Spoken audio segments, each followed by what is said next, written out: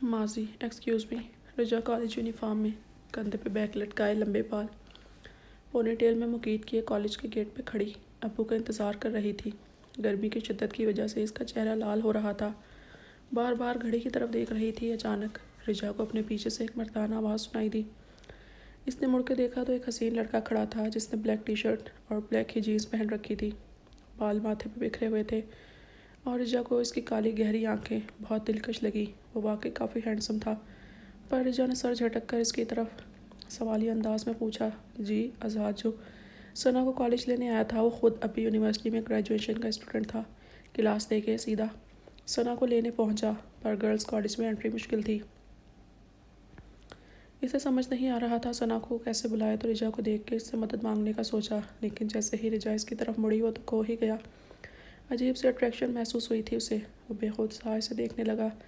पहली बार इसके दिल ने बगावत की थी। खुद पे काबू पाता वो बोला, वो आप सना को जानती हैं, सना नसीम? आज़ाद ने इसके चेहरे की तरफ देखते हुए कहा, जो शायद गुस्से में थी या धूप की वजह से लाल हो रही थी। पर आज़ाद के चेहरे पर दिलकश सी मुस्कुराहट थी। जी मैं इसकी क्लास फेलो हूँ, रिचा ने नॉर्मल सा जवाब दिया। आज़ाद को इसकी ब्राउन आंखें बहुत अच्छी लग रही थी। एक्चुअली मैं इसका भाई हूँ, आप प्लीज़ इसे बुला देंगी अंदर? वो हिचकिचा रहा था। रिजा समझ गई कि वो क्या कहना चाहता है। रिजा ने सर हिलाया और बैग संभालती कॉलेज में चली गई। आज़ाद को पता नहीं क्यों बहुत अजीब लग रहा था। पहली दफ़ा वो इतना अट्रैक्ट हुआ था। वो बस खुद ही खुद में मुस्कुराए जा रहा था कि सामने से रिजा सना के साथ आती दिखाई दी। चले भाई, सना ने बैग संभालते हुए कहा। आज़ाद ने सर हिलाया।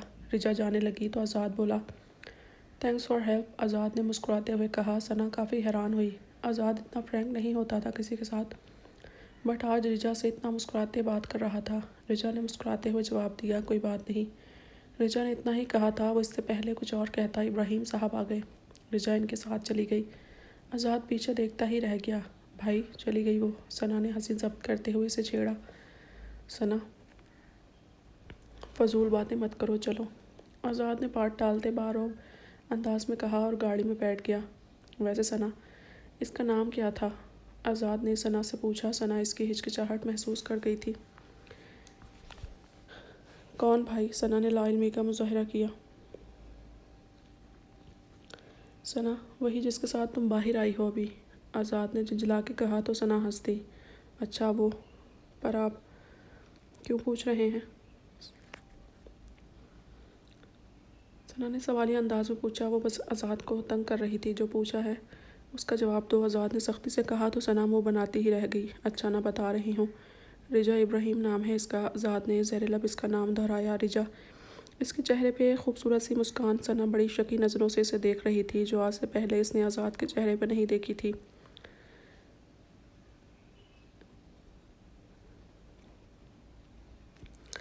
इस दिन आज़ाद ने घर जाकर खुद से सवाल किया, आखिर क्या हो रहा है इसके दिल को? वो क्यों इसे पहले ही नज़र में अच्छी लगने लगी? मुस्कुराते हुए वो इसके बारे में ही सोच रहा था।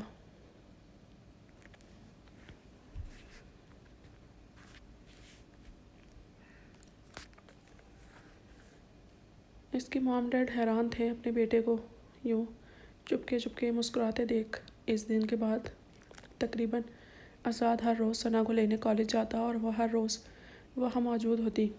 बस दूर से ही इसे अपने दिल में उतार रहा होता, या फिर रोज़ सना को बुलाने के बहाने इससे हल्की फुल्की बात कर लेता। इसी पे इसका दिल खुश था।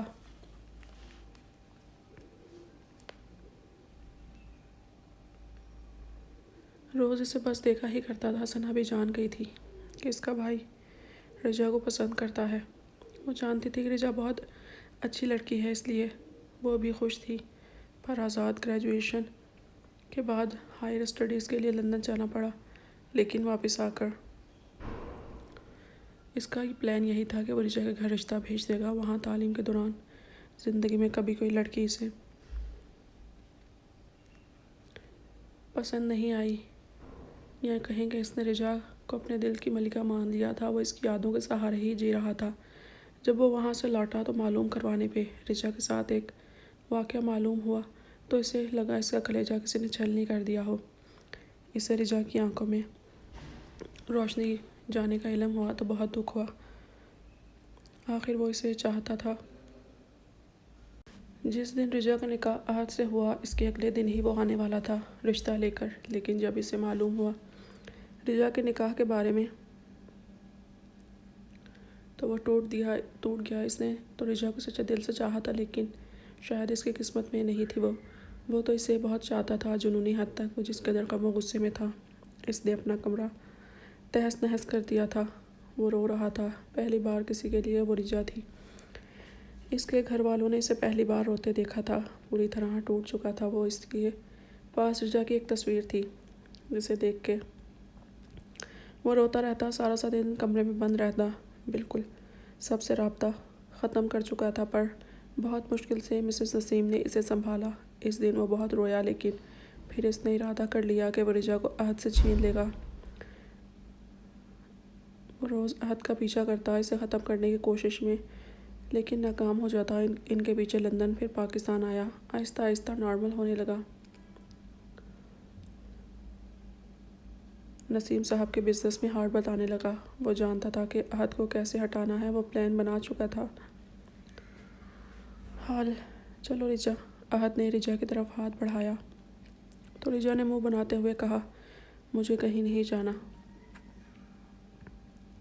ज़बरदस्ती उठा लाए हो यहाँ, प्लीज़ मुझे अम्मी के घर छोड़ाओ। रिजा की आंखों में आंसू थे। वो मुंह फुला रही थी। आहद को इस पे बहुत प्यार आ रहा था। आहद के चेहरे पे हल्की सी मुस्कुराहट आ गई।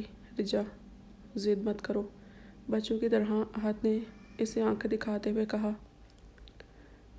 तो रिजा मुंह फुला के बैठ गई। आहद समझ गया वो नहीं मानने वाली। आहद ने इसे उठा लिया।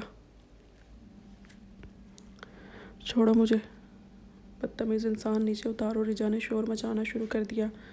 वो फड़फड़ा ही रही थी। इसका बस नहीं चल रहा था कि आहद का कत्ल कर दे, पर आहद भी धुन का पक्का था। हंस रहा था, लेकिन रिजा को नीचे उतारने वाला नहीं था।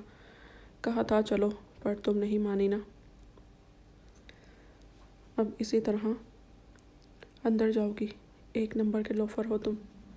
उतारो मुझे नीचे प्लीज़। अब पक्का चलूँगी बिना कुछ बोले, रिजा ने इसकी तरफ मासूमियत से देखते हुए कहा। आहद को इस पे तरस आ गया। इसने रिजा को नीचे उतारा। रिजा मौका मिलते ही इससे दूर खड़ी हो गई। आहद सबसे इसका तारुफ करवा कर रूम में ले गया। रिजा सबको देख के यूँ लगा जैसे वो इन्हें बरसों से जानती हो। सब इसे बहुत अच्छे लगे। मिर्हा भी रिजा से बहुत अच्छे से पेश आ रही थी। रिजा आहद खाने की ट्रे लेकर रूम में पहुंचा तो देखा तो रिजा रूम की डार्क ब्लू कलर की दीवार पर लगी अपनी और आहद की बड़ी सी तस्वीर बड़े इन्हमाक से देख रही थी।